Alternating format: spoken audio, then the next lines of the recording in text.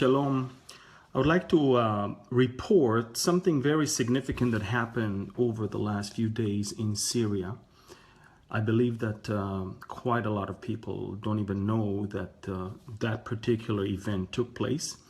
And those of you who did hear about that event, I don't think you have the full picture of what is going on there. And I'm talking about the collapse of the ceasefire that was there in Syria, that was brokered by the Russians and the Americans.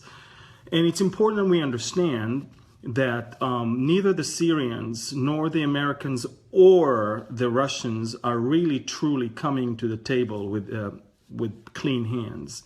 For the Syrians, this is just a way to somehow take some time to regroup and gather forces and gather their ammunition. And of course, for the humanitarian organizations, this is the best time to help the population, the civilian population that is suffering tremendously under that horrendous attacks from all sides, basically. But the events that I'm talking about are events that took place basically just last Saturday. Last Saturday was just the same Saturday like anyone else. Any other Saturday where there's an artillery battalion of the Syrian army that was sitting on a hill right next to their airport that is called Deir Azur.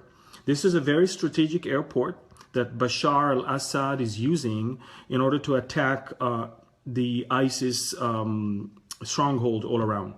But the problem with that artillery base, not only that, but also air defense base, these two are sitting on a high mountain surrounded by ISIS strongholds. And the only way to get to those soldiers is literally by airdropping supply and ammunition, because there is no way to get there through ground operations. Well, for many months, the coalition airplanes were flying right above that mountain, identifying the Syrian soldiers, knowing that they are on behalf of the Syrian army. And if you're there to attack ISIS, well, these are not your address. And because it happened so many times, that Saturday, none of the Syrian soldiers suspected that any of the coalition, or I would say more American aircraft, will ever behave differently. And then when they saw two F-16s and two A-10 aircrafts approaching them, no one took cover. No one thought that something weird is going on. The usual stuff of going and attacking the strongholds of ISIS. Well, little did they know that at 11 a.m., those American airplanes started bombing them, something that lasted 40 minutes and literally almost left no one there alive. I mean, some were injured, of course, but so many, over 90 Syrian soldiers were killed, including their general, Rami Riyad Hamdan, and also 120 other soldiers were wounded, but there was no way to evacuate them, and so they were somehow airlifted to the nearest Air Force base, and from there were taken to the Syrian military controlled area. What you need to know is that apart from the 90 Syrian soldiers, over 13 Hezbollah terrorists were killed, and most likely were left on the ground there because the Syrian army didn't want to drag with them anyone that might somehow frame them of collaborating with some other forces around. What you also need to know is that more than 20 Iranian soldiers got killed in that bombing, and I would say also 7 Russian commando soldiers were killed as well. Apart from that, several other Palestinian resistance movements had their people there, and 7 of them were killed as well. So if you really think about it, within 40 minutes, the United States attacked the Syrians, the Russians, the Iranians, and also Palestinians who helped all of them. All what I call the Shiite axis. And all of that on the way to attack, so to speak, ISIS. This is exactly why the Russians went directly to the United Nations and saying that America is actually assisting ISIS. What you probably don't know that happened right after that is that ISIS soldiers literally took over those bases right after the evacuation was completed of those wounded soldiers. So in fact, by bombing that base, America have allowed ISIS to expand rather than to shrink. Towards the evening, Russian airplanes started bombing the mountain and the base, and of course, with the hope to kick ISIS out of that area. But it's very interesting how this whole thing raised the question amongst the Russians as well as the Syrians. Is America really fighting ISIS, or what is really going on? Now, behind the scenes, and that's important that you understand, behind the scenes is the horrible feeling that the Americans had when they realized that the Russians were playing with them with this whole ceasefire thing. Basically, what the Russians are trying to do is to create the Shiite axis and to somehow give Bashar al-Assad license to continue ruling Syria and do what he wants to do, which means destroy all of the opposition that he has. This whole civil war of the last 5 years is all about removing Assad from power and his struggle to survive. And here, a American and Russian brokered deal was about to give him license to stay there. And when the Americans realized that the Russians were playing with them and they did all of that, I believe this is not really a mistake. This attack was a deliberate one, and it was a message sent from Washington to Moscow that this deal is not intending to leave Bashar al-Assad in power. However, just yesterday, Bashar al-Assad responded in his what I call natural and regular way, and he attacked a UN convoy leading supply and mostly food and medications into the Aleppo city of Aleppo, which is a city that is completely besieged by the Syrian army.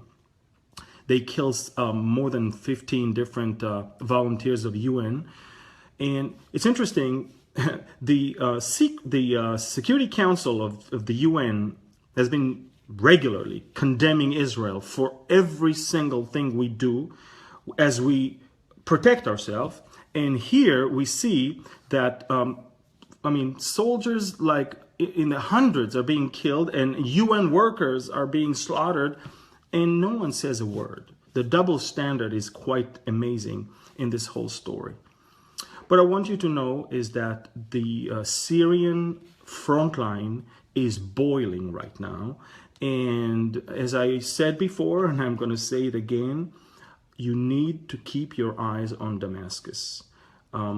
Recently, in the last 5-6 days, the organization that's supposed to prohibit the manufacturing of a chemical weapon just discovered that this whole deal that Obama had with the Syrians and the Russians about removing all the chemical weapons from Syria, and that was back about 3-4 years ago, that deal meant nothing because the Syrians continue up until today to manufacture VX, sarin gas, and mustard gas, and I'm talking about in huge numbers, quantities, I mean. What I'm trying to say, the bottom line is, Damascus is sitting on the largest chemical weapons reservoir in the entire Middle East. Damascus continues to manufacture that type of weapon. The world understands that and digs its head in the sand. And when the time comes and it will come. We know that. The Bible is consistent with that. When Damascus will pose an imminent existential threat on Israel, we will not sit back and do nothing. Israel said before in the UN, and I think that Netanyahu is about to say that again in just probably tomorrow, we will do whatever it takes to defend ourselves. What's interesting in this whole picture, as I normally, explain, is that we are having the Syrian front line dictating that which will eventually cause the fire that will bring Ezekiel 38 and 39 into fulfillment. I'm not sad. I'm not even scared. I'm actually excited.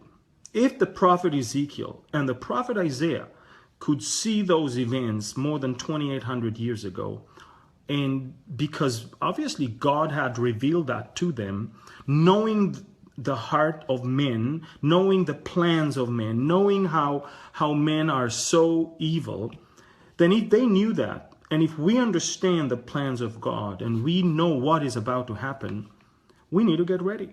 We need to be more than ever before serious with our walk with the Lord. We need to understand that the time is near. We are called to be about our Father's business in these last days. And as John said, beloved, these are not just the last days. This is the last hour. Keep your eyes open. Keep them on Damascus. And when we see all these things happen, we can only lift up our eyes and see that our redemption indeed is drawing near. So the events in Syria are amazing. A lot of what is happening there is not being told to the Americans or Europeans or the rest of the world. Thank God I have very reliable sources on the ground over there to report what is really going on.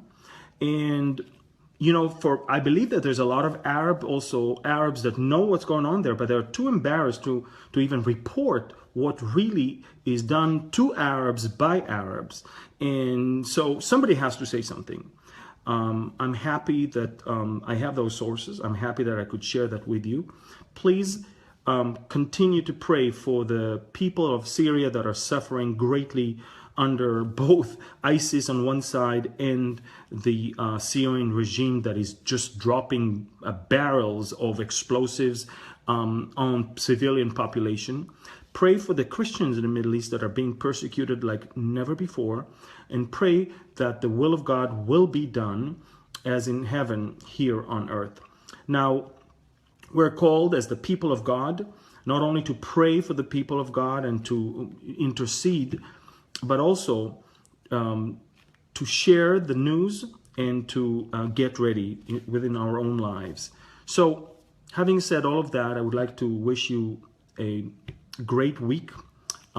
Let's keep our eyes open, our ears open, and our very attention should be in what the Bible says, and let the media confirm what you already know from the Bible, and not have the media tell you what is going on. I call the media the Medianites. They don't really report the truth. The Bible is the ultimate truth. We can see that even 2,800 years after, it is still the most accurate source of information for us, even today. And I would never let the media dictate what I think or what I know about the situation, but only to confirm that which I already know. Last few words I would like to say is that Netanyahu is on his way now to speak at the UN and also to meet with Barack Obama for the last time probably. And a lot of people are asking me, how come Netanyahu is for two states, the solution of two states and all of that? And how come he even signed a deal with this administration concerning the arms that America will supply to Israel over the last 10 years? Two things. First of all, two-state solution is just a gimmick. There is no such thing. The Palestinians themselves are against that solution. This is the solution that was offered to them by the UN in 1947, and they said no to, and they've been very consistent about it. The two-state solution is basically Arab state and Jewish state. The Palestinians will tell you, we are not going to agree for a Jewish state. Arab state, yes. Only Arabs should live there, yes. But in Israel, it shouldn't be called Jewish state, and it shouldn't be only Jews. It should be Jews and Arabs. And in our territory, only Arabs. Well, this is a double standard. They would not allow any Jews who already live in the West Bank to stay there, but they would demand us to keep the Arabs that we have in our territory. It's not going to work. It's gimmick. I don't even see it in the scriptures. And for us, it's very interesting. It's much better for us to say yes to a solution like that, knowing that the other side will always say no. So they will obviously be the side that breaks the deal. Regarding the arms deal that Israel signed with the American administration, you just need to understand that Israelis don't really know Donald Trump, and he's a big riddle for everyone. And in fact, for most of what he said so far, he's not going to help other countries. He's actually going to demand countries to pay for anything that America gives. Apart from that, we're not even sure if he's going to win. And plus, this deal starts from 2018, and so much can happen until then. We better sign up now on a deal that we know, than leave everything in the air and maybe get nothing from someone who comes later on. This is basically the reason why we did that. Whether it's good or not, time will say. Israel will eventually stand all alone, all by itself. We're already there. And I believe that, quite frankly, God will take care of us. So to all my American friends, I would like to say thank you for helping Israel. But don't worry, everything is under control. God is doing amazing things, or at least allowing amazing things to happen, and it's all according to his plan. Neither ISIS nor the Russians or the White House will ever cause God not to be in control. So I'm thankful that you were able to listen. More than 158 people are now engaged, but I pray that you're going to share this with thousands of people. The last live that I had reached over 50,000, and the one before over 130,000. And I'm excited that the message can go out and that the truth can be heard and understood by the people of God. God bless you and take care. Shalom.